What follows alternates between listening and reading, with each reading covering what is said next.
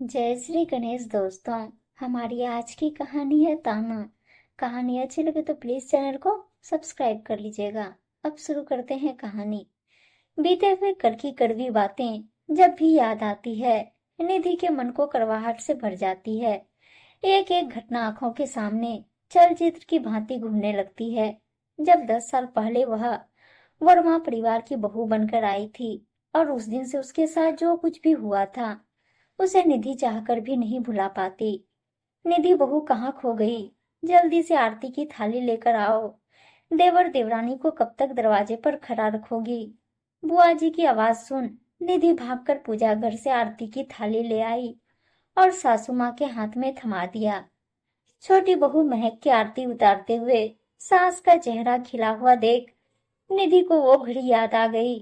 शादी के लाल जोड़े में दुल्हन बनी निधि घंटे भर से दरवाजे पर खड़ी थी, लेकिन इधर सासू माँ अपनी जिद पर अड़ी हुई थी। जब तक बहू के मायके से सोफा सेट और पलंग दरवाजे पर नहीं उतर जाता, तब तक बहू इसी तरह दरवाजे पर खड़ी रहेगी। उसका गृह प्रवेश नहीं होगा। कैसी बेतुकी बातें कर रही हो भाग्यवान। हमारे पास किसी चीज की कमी है जो बहू को पलंग और सोफे के लिए दरवाजे पर रोक कर रखा है? मैं कुछ नहीं जानती। जो रिवाज है वो है। भाग्यवान, यह सब कोई मुंह खोलकर मांगने की चीज थोड़ी है। यह सब तो लड़की पक्ष की मर्जी पर है कि वह अपनी बेटी को दे या ना दे। और वैसे भी तुम यह जो तमाशा कर रही हो, इससे बहू के मन में तुम्हारे प्रति कड़वाहट ही भरेगी। इसलिए जल्दी से आरती की थाली लेकर बाहर जाओ और बहू को सब प्रेम घर के अंदर लेकर आओ। यह मेरा आदेश है। स्वभाव से नरम वर्मा जी उस दिन पत्नी पर बरस पड़े थे। मरती क्या ना करती।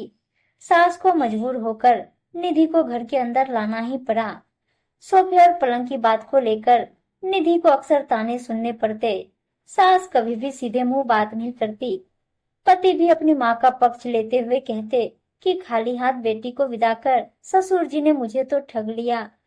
नई नवेली निधि मन महसूस कर रह जाती, पर कुछ कह नहीं पाती।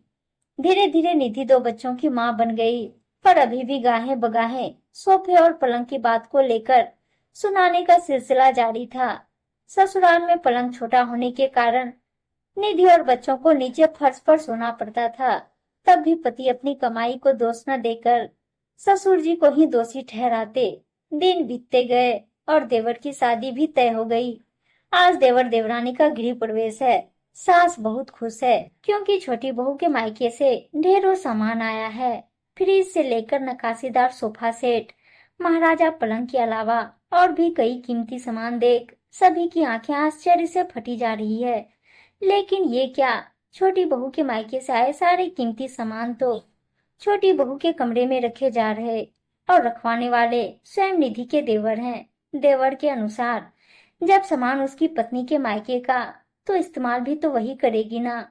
देवर देवरानी का कमरा काफी बड़ा भी है। सारे सामान करीने से जमाने के बाद काफी जगह बच भी गई थी। अब घर में नया सामान देख बच्चे तो मचल ही उठते हैं। निधि के दोनों बच्चे भी सोफे पर उछल कूद मचा रहे थे कि तभी चाचा ने उन्हें डांटते हुए कहा, बंदरों, अभी के अभी नीचे उतरो। ये तुम्हारे नाना जी ने नहीं भेजा है जो ऐसे उछल कूद मचा रहे हो। कमरे में आना है तो शांति से बैठो, वरना बाहर निकल जाओ। अगर सोफे पर कूदने का इतना मन हो रहा तो अपने नाना से कहो भिजवा दे। चाचा की डांट सुन दोनों बच्चे मायूस हो गए और रोनी सूरत बना अपनी माँ से जाकर बोले, देखो ना माँ, छोटी चाची के घर से कितना सुंदर सुंदर सामान आया है और एक चाचा है कि हम दोनों को देखने भी नहीं दे रहे। यह कहकर कमरे से बाहर निकाल दिया कि अगर इतना ही सोफे पर उछलने का मन है तो अपने नाना को बोलो भिजवा दे। बच्चों के साथ दुर्व्यवहार की बात से निधि का मन बहुत आहत हुआ, लेकिन चाहते हुए भी निधि ने देवर से कुछ नहीं कहा, बल्कि बच्चों को कमरे में जाने से मना कर दिया। धीरे धीरे महक अपने मायके के सामान का दोष पूरे परिवार को दिखाने लगी। अक्सर जब भी महक की लड़ाई अपने पति से होती, तब महक यह कहते नहीं थकती कि आप लोगों की औकात ही नहीं थी मुझ जैसी लड़की से शादी करने की। मेरे पिता ने इतना दान दहेज दिया है, घर के साजो सामान से लेकर दरवाजे के बाहर लगी महंगी कार, मेरे पिता के बदौलत आप लोग इस्तेमाल कर रहे, वरना इतनी महंगी कार तो सपने में भी आप लोगों ने नहीं देखी होगी। छोटी बहू का व्यवहार देख घर में निधि की अहमियत बढ़ गई थी। सास से लेकर पति तक की अकल ठिकाने आ गई थी। जितने ताने उन दोनों ने निधि को सुनाए थे, उससे ज्यादा महक ने सुनाकर उन दोनों को शर्मिंदा होने पर मजबूर कर दिया था। भला इतना दान दहेज लेकर आने वाली बहू घर का काम कैसे करती। इसलिए लड़ झगड़ कर महक अपने पति के साथ अलग घर में रहने चली गई और साथ में दहेज में मिले सारे सामान भी अपने साथ ले गई। सास से जैसे मतलब भर का रिश्ता रखा। घर छोड़ने के बाद कभी हालचाल तक नहीं पूछा। निधि की सास को अपने किए पर बहुत पश्चाताप हो रहा था। छोटी बहू के घर से जाने के बाद निधि को फिर कभी सास के मुंह से ताने नहीं सुनने पड़े। इतने सालों से पत्नी को शर्मसार करने वाला निधि का पति छोटे भाई की पत्नी को देखने सुनने के बाद अब बदल चुका है। उसने तय कर लिया है कि भविष्य में वो निधि को और ताने नहीं देगा।